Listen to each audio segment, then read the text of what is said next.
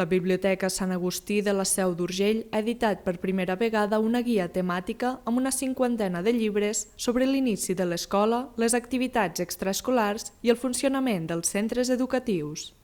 L'objectiu és que els més petits es familiaritzin amb l'escola a través de la lectura, tot i que també hi ha propostes per a adults amb consells per afrontar l'inici del curs o fer els deures. Per explicar-los què és el que hi faran, com seran les classes, com seran els professors, què és una mica el dia a dia d'anar a l'escola. Algunes vegades pels nens també que s'han de quedar al menjador, també hi ha algun conte específic que parla del menjador a l'escola. Són llibres molt generals, sobretot és pels més petits, però també n'hi ha per totes les edats.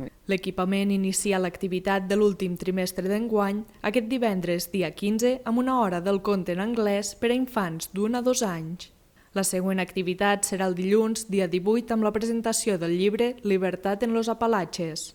D'altra banda, en breu, la biblioteca incorporarà nous documents. Durant la Fira del Llibre d'Organyà vam aprofitar la subvenció que ens ha donat la Generalitat per anar a comprar documents.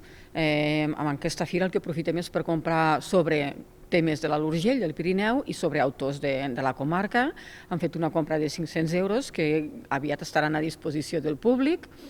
I també aquesta setmana, concretament el dia 12, vam anar a Barcelona a la Setmana del Llibre i també vam comprar per valor de 500 euros llibres sobretot per a adults de coneixements. La biblioteca ha començat a obrir en l'horari d'hivern, tot i que alguns dies només es podrà donar servei a la planta baixa.